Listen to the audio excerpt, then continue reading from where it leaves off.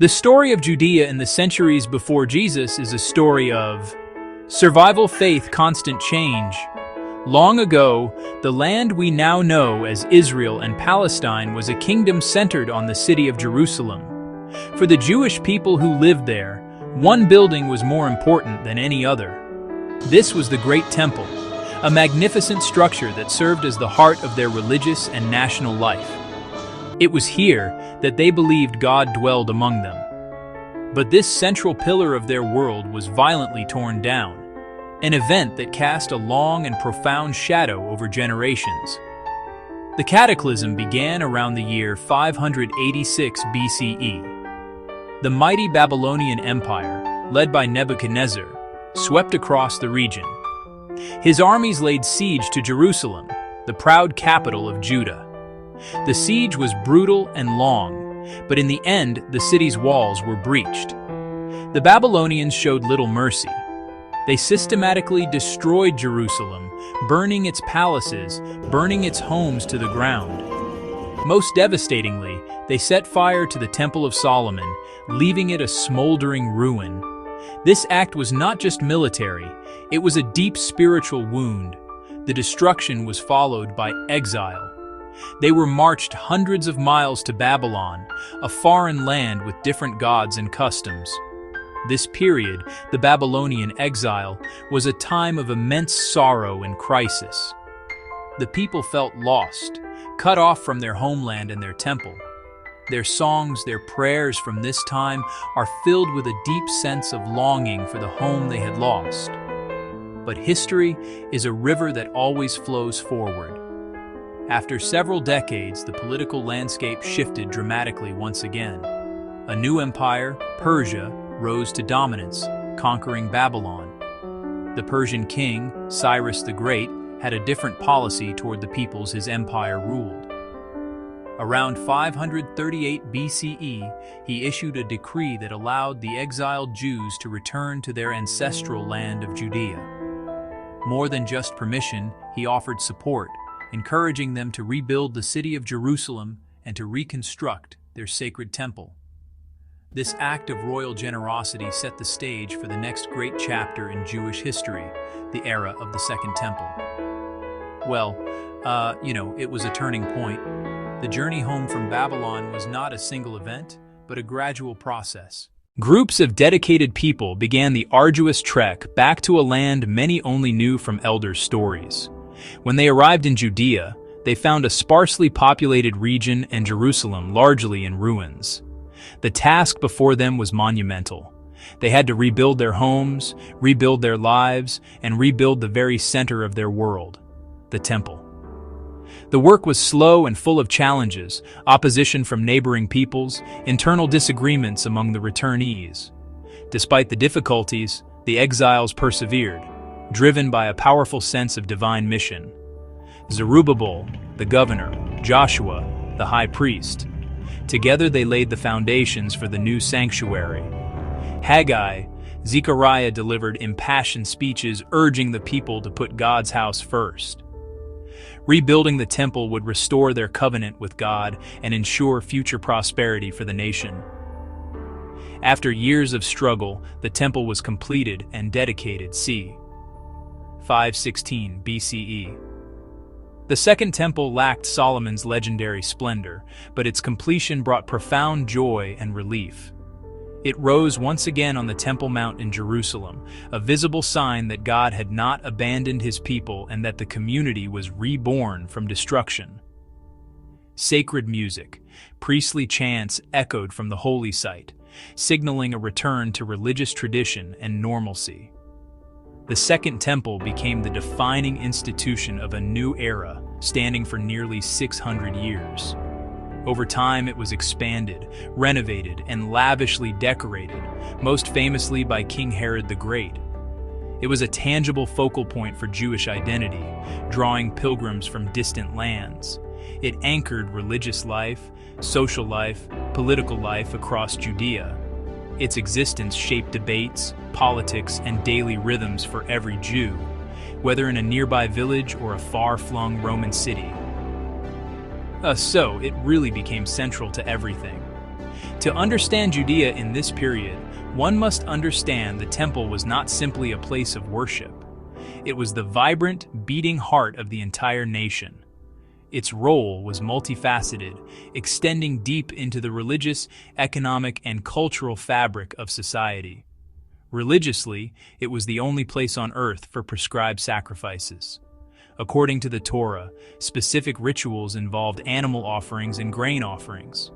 Those rituals served to atone for sin, to express gratitude, and to maintain a proper relationship with the divine. Only a hereditary priesthood could perform them at the Jerusalem temple. The temple's economic power made it a central engine for Jerusalem's economy.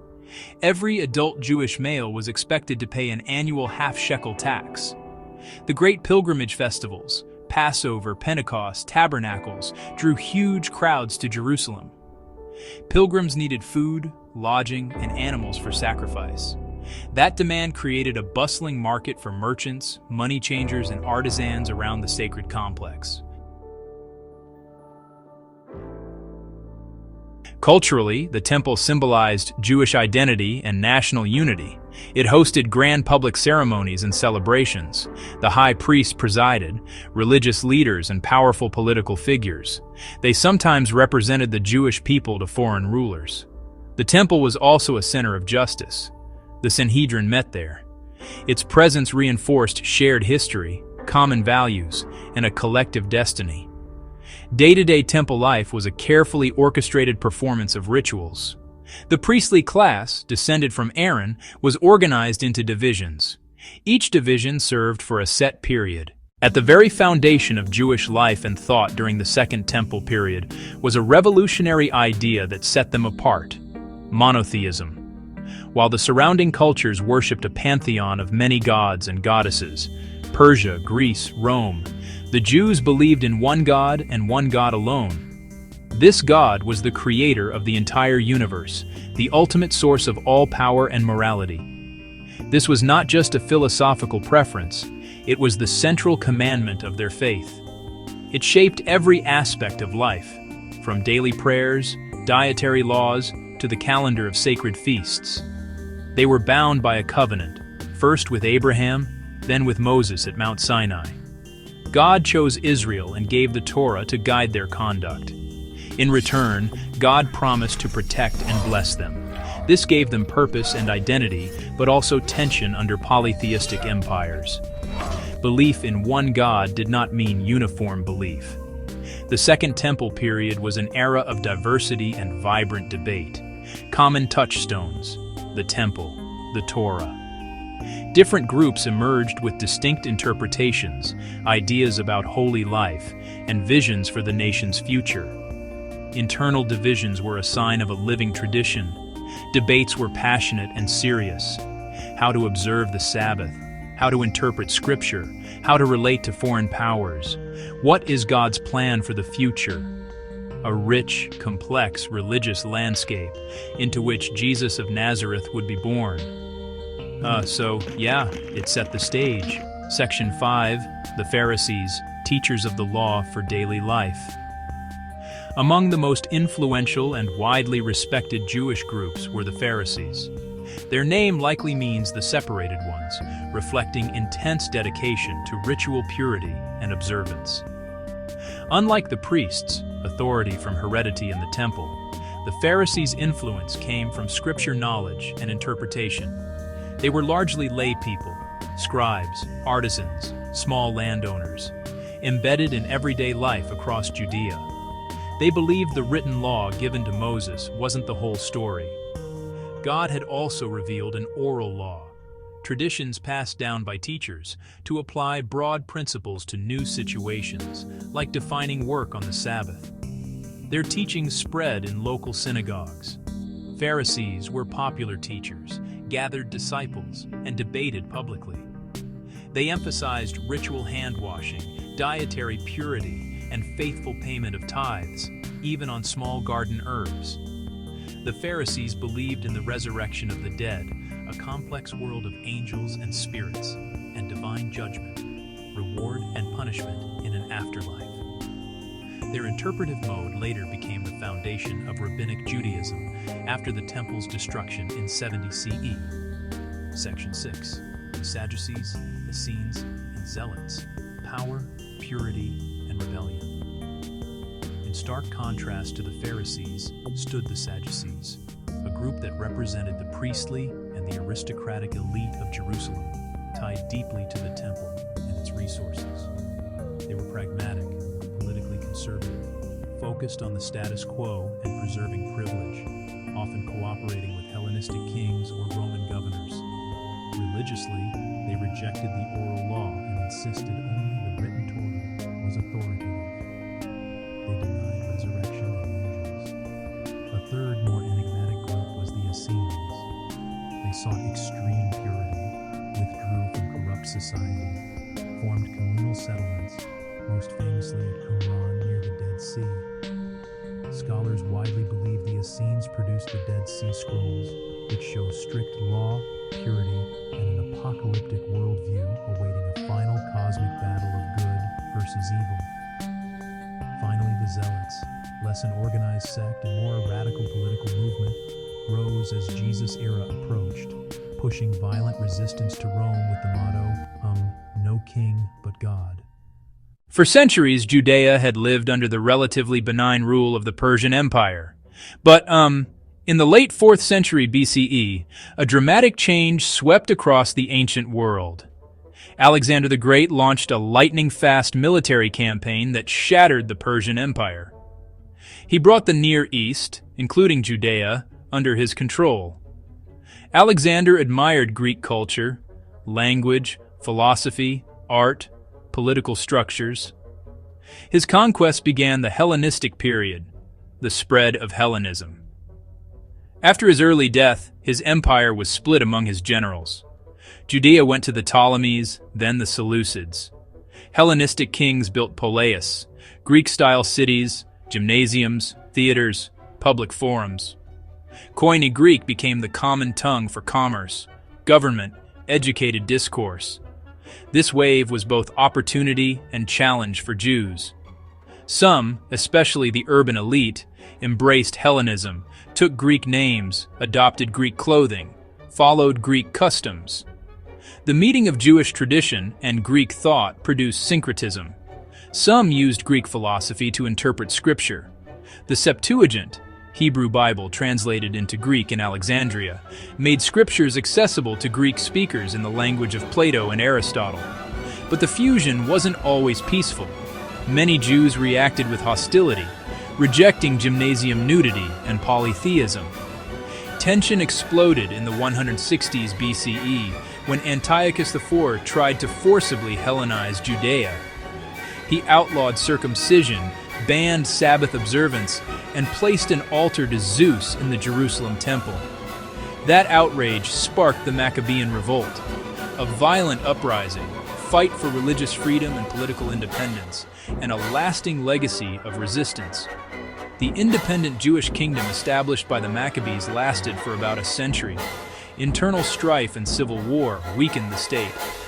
In 63 BCE, Pompey the Great arrived in the east, was asked to intervene, and ended up conquering Jerusalem. This marked the end of Jewish independence and the start of Roman rule. The Roman eagle replaced Hellenistic kings. Rome governed pragmatically, often through client kings or prefects and procurators. In Judea, the most famous client king was Herod the Great, ruling from 37 to 4 BCE. Herod was an ambitious builder, founded new cities, built fortresses like Masada, and ordered a lavish renovation of the Second Temple. But many despised him as a half-Jewish, ruthless tyrant, a puppet of Rome. After his death, his kingdom was divided among his sons. Their rule proved ineffective. Rome soon imposed direct rule over Judea through prefects and procurators based in Caesarea. Governors like Pontius Pilate mainly collected taxes and maintained order, Roman peace. Legions garrisoned the region, a visible reminder of who was in charge. Taxes were heavy, often skimmed by local agents. Peasants suffered. Rebellion was crushed, often by crucifixion.